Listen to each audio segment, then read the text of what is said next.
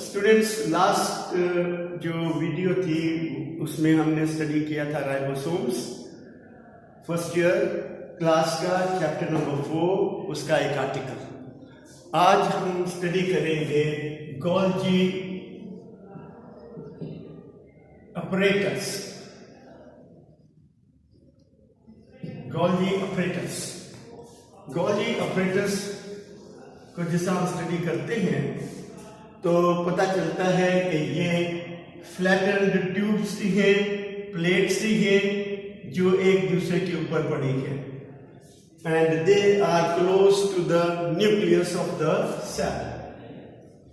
अब Golgi bodies they were discovered by the scientist Golgi, and they help in the formation of certain chemical substances.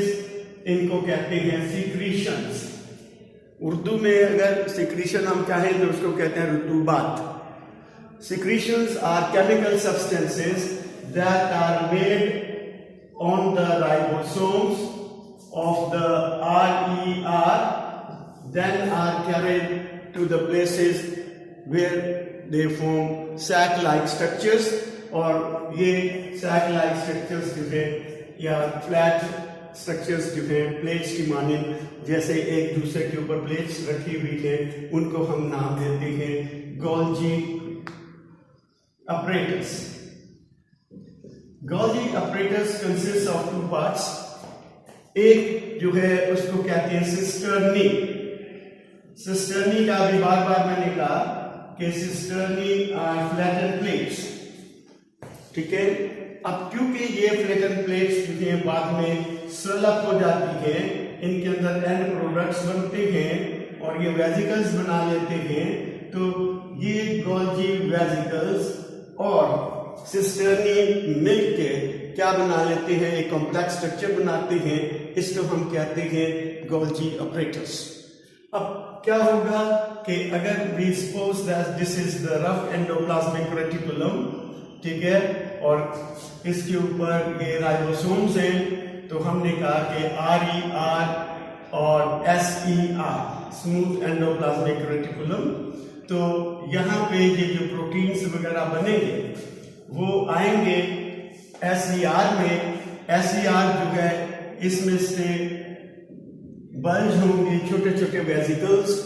ये छोटे छोटे vesicles जो है वो आगे चल के इन गोल्जी बॉडीज के साथ मिल जाएंगे और इस तरह से ये एक स्ट्रक्चर बना लेंगे जिसको हम कहते हैं गोल्जी अपरेटस।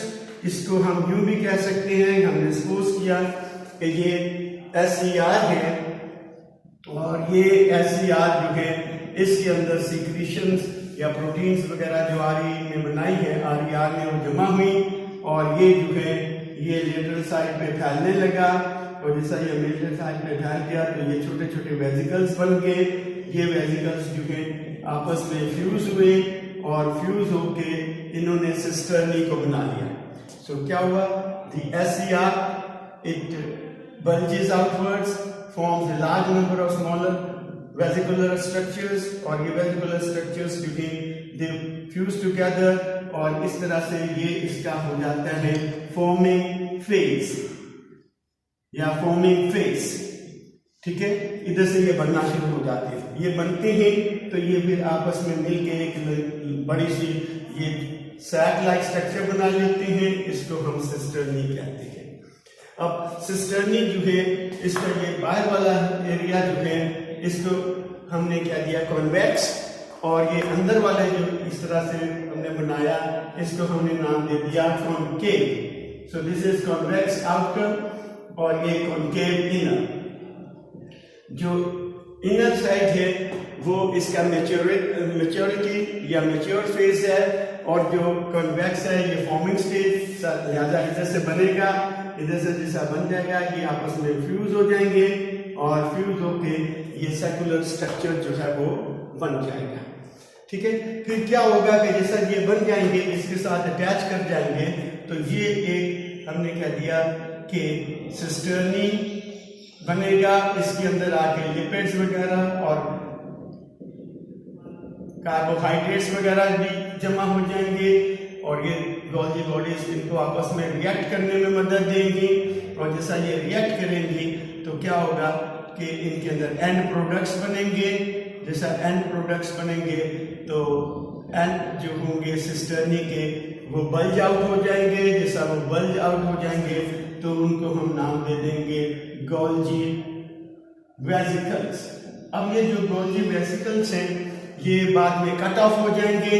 जैसा ये कट ऑफ हो जाएंगे तो आगे चल के ये मुख्तलिफ किस्म के वेट्यूल्स, लाइसोसोम्स, ग्लाइकोक्रिसोम्स वगैरह जो है वो बना लेंगे, और इनके अंदर एंड प्रोडक्ट्स होंगे जो इन प्रोटीन्स वगैरह से और एसईआर से लिपिड्स और साइटोप्लाज्म में जो कार्बोहाइड्रेट्स बने उनके मिलने से फिर पेचीदा किस्म के स्ट्रक्चर्स बन जाएंगे और केमिकल सब्सटेंस बनेंगे। इनको हमने पहले भी पढ़ा हुआ है और इनको हमने नाम दिया था कॉन्जुगेटेड मॉलिक्यूल्स। और ये कॉन्जुगेटेड मॉलिक्यूल्स जो हैं कुछ वो कहलाएंगे ग्लाइकोलिपिड्स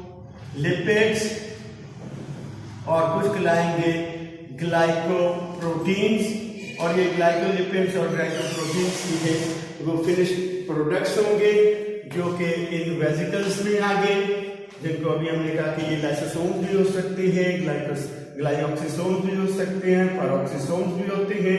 फिर इनको बाहर की तरफ एक्सपोर्ट कर दिया जाएगा और वहां जाके वो केमिकल रिएक्शंस वगैरह जो है उसमें मदद देंगे।